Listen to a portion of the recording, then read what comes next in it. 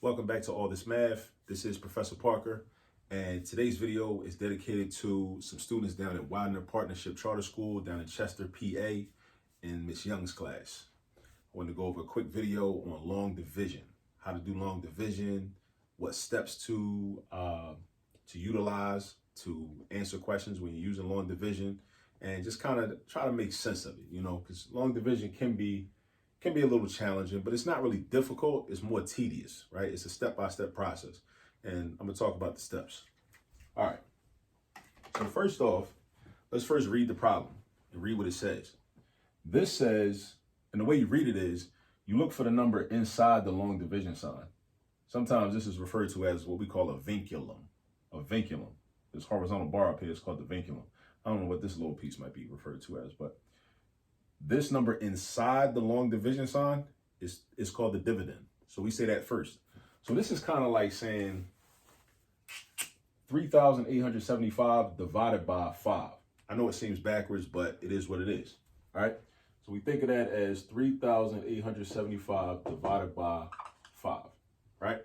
But when we set it up in terms of long division, we put the dividend, or the first number, inside the long division sign. And we put the divisor, or the second number, outside. So what we try and do is we try and see how many 5s can fit into 3,875, right? Or how many groups of 5, we should say. So the first thing we want to do is we want to say, okay, we take a look at the first digit in the dividend, which is a 3. We say, okay, well, how many 5s can fit into 3? Or 3 divided by 5?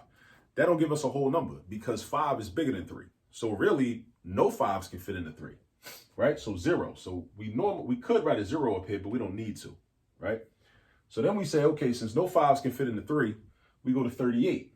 We treat this like a 38. We say, okay, well, how many groups of 5 can fit into 38? That's like doing 38 divided by 5.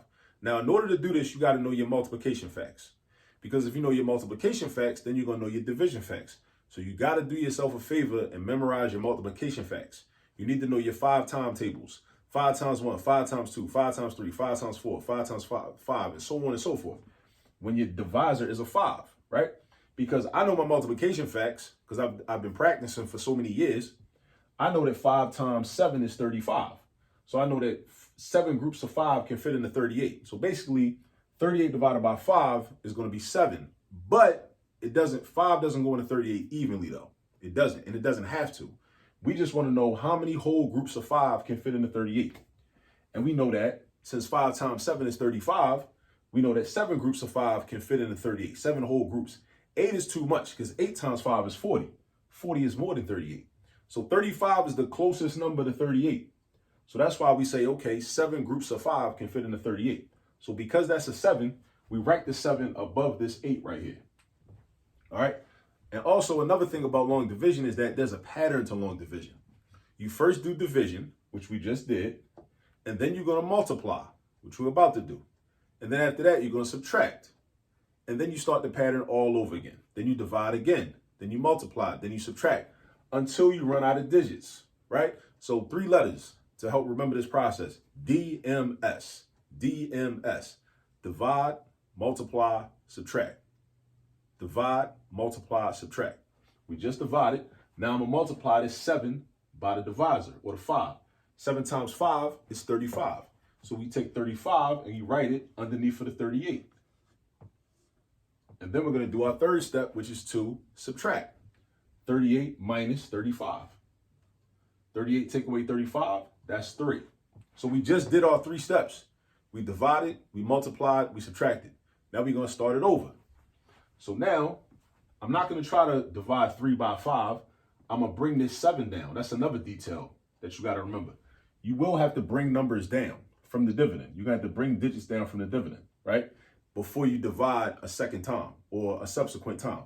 So now I'm doing 37 divided by 5. And similar to 38 divided by 5, I know that 7 whole groups of 5 can also fit into 37. 7 whole groups of 5. So because 7 whole groups of 5 can fit into 37, I put a 7 up here. And I do that. Now, that was my first step, to divide. Now I'm going to multiply, because remember the 3 steps in the pattern. Divide, multiply, subtract. Divide, multiply, subtract. So now I'm going to multiply this 7 by the 5, which is 35 again. It's not always going to work out like that and be the same number, right? That's a coincidence. But sometimes it does. Then we're going to subtract. 37 take away 35 is going to equal 2. All right. Now I got one more digit in my dividend, which is this 5. So I'm going to bring that 5 down. And now I got 25. So now I'm about to divide again. 25 divided by 5. Okay, I know my multiplication facts. Because I know my multiplication facts, I know my division facts.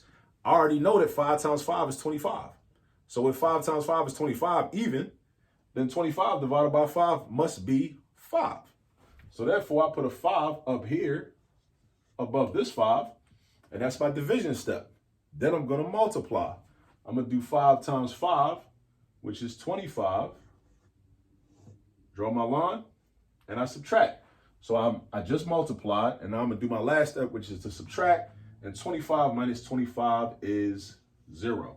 Now this 0 right here is what I refer to as my remainder. That's the leftover, right? Now, it just so happens that 5, or I should say 3,875 is divisible by 5. Divisible means that 5, a certain group of 5, a whole amount of 5s can fit into 3,875 with no numbers left over. And that's proof because this tells us how many numbers are left over. So exactly 775 groups of 5 can fit into 3,875 with no extra numbers left over, right? No extra 1 or extra 2 or extra 3 or extra 4. Exactly 775 groups of 5 can fit into 3,875. The remainder is 0. And this is the final answer. This right here. All right. So this is a little bit about long division. You know, just remember those 3 steps. Divide, multiply, subtract. Divide, multiply, subtract. All right. Hope you learned something. If anything didn't really make sense, feel free to just rewind. Use the technology. Rewind, go back, look at the video over again. And until next video, be good.